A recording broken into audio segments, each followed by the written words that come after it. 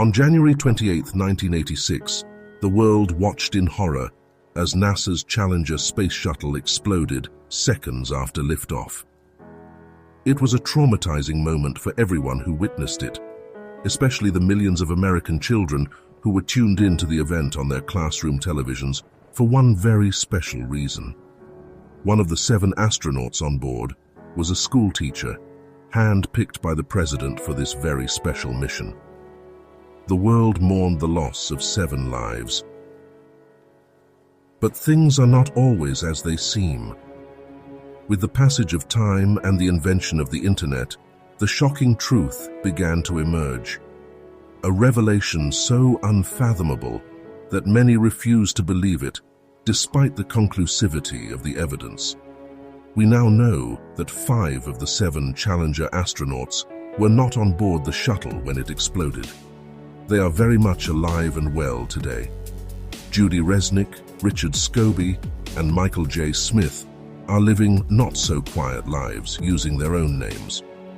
Ronald McNair and Ellison Onizuka were found to be living under fictitious identities as their own twin brothers named Carl McNair and Claude Onizuka. Of course, no birth records exist for either of them. This information is highly censored and widely suppressed. The massive effort to cover up this discovery is relentless, and for logical reasons, which we will explain later in this film. The most prominent point of contention is the most obvious fact: the statistical impossibility that Judy Resnik, Richard Scobie, and Michael J. Smith have living identical doppelgangers of the same name and age. Less than a handful of doppelgangers with the same name and age have ever been documented in all of recorded human history. Yet the feeble-minded choose to believe that these 3 astronauts somehow defy these inconceivable odds. Deniers cling to the meticulously debunked rhetoric of prominent fact-checking agencies, who consistently cite manipulated, backdated documentation, which has been unequivocally invalidated by the archived publication submission dates, all being in or after the year 1986. Voice analysis of the astronaut Judy Resnik, compared with her like-named living doppelganger, revealed matching tone, dialect, and speech patterns. For a very long arm, which is as long as the cargo bay, it's 50 feet long. A long history. You can see, along with the other amazing, the list of what is often invoked. I am hoping that I'm hoping that I'll... Holly had from the 41D mission specialist. An ad in 1960. I just want to fast forward together, and they draft these standard... Not only do they look identical and have the same name, they also have the same voice and dialect. They are the same person. Independent investigators tracked down and confronted Judy Resnik and Michael J. Smith. Hey, Judy? How you doing? I'm from the press. I just had a quick question, if you don't mind. What press? I'm from a radio station in San Bernardino. I know there's a conspiracy about the space shuttle. No, I want to be polite. Friendly, just a question. So there's a lot of rumors about you being on that space shuttle. Obviously, you know, if you want to comment, we would really appreciate it.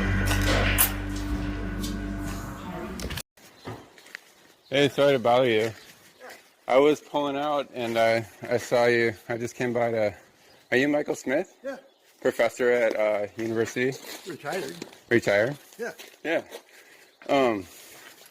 Yeah, I just stopped by because there's this room. Are you aware of that there's a rumor on the internet? It's not me. That people are saying... Yeah, it's not me, obviously. I mean, anybody that looks at my background, looks where I was born, it's not me. I mean, it's interesting that the Michael J. Smith, that was the astronaut, looks something like me when we were younger, but really not, if you really look at facial recognition. You never been a pilot, never been in the military? Nothing like that. Huh. No. Okay. Yeah. That's all. And I don't respond to the emails I get. I get probably an email, maybe 2 a month. Really? And I got one guy that's been really hounding me, and I turned it over to the FBI. Really? You know, yeah. I mean, it's bullshit. Okay. You know, another crazy theory. Okay. But that's, you know, not me. All right. I'm glad I wasn't him, but he was quite a guy. Yeah. You know, but if you look at my career, you look at my CV that's online, all the stuff I've published, all that I've done, it's not even close to what that guy was. Okay. Yeah, you just sure look a lot. It's the same name. I know the facial thing, but that's what we looked like, what, 40 years ago? Mm-hmm. Yeah. As to the motive of such an elaborate deception, there is not an entirely definitive answer as of yet.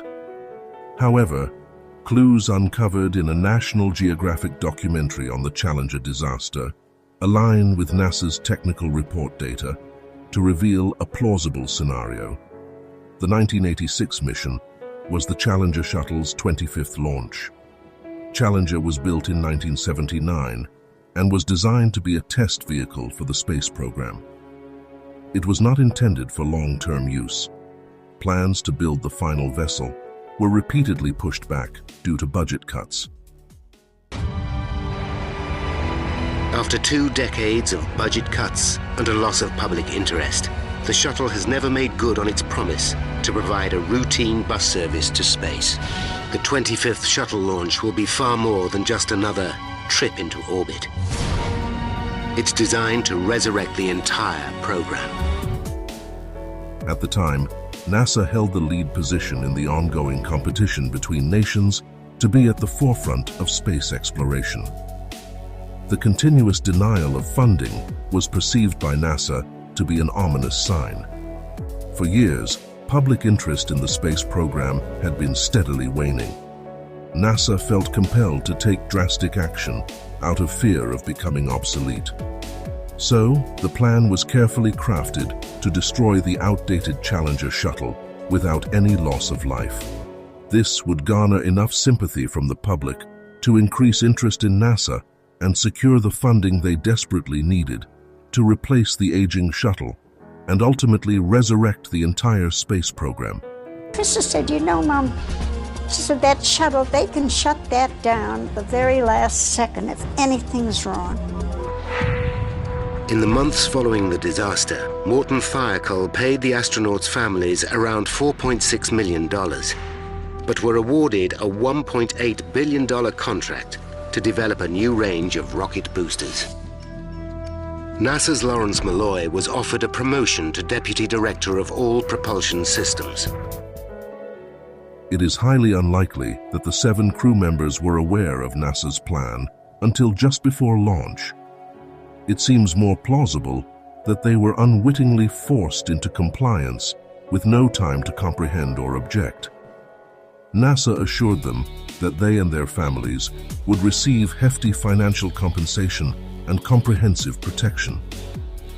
They were provided with the option of a prominent new career, backed by phony credentials. After the explosion, NASA was awarded billions of dollars in new funding, which resurrected the space program as was intended. And public interest in NASA subsequently skyrocketed. NASA achieved their selfish goal with callous disregard to the trauma they inflicted upon an entire generation of the nation's children. It is unreasonable to expect NASA or the 5 living crew members to admit culpability in such an elaborate deception. Imagine the public backlash. Now you understand the importance of keeping this truth buried forever, and why the layers of lies are vehemently defended and perpetually instilled into the public's perception.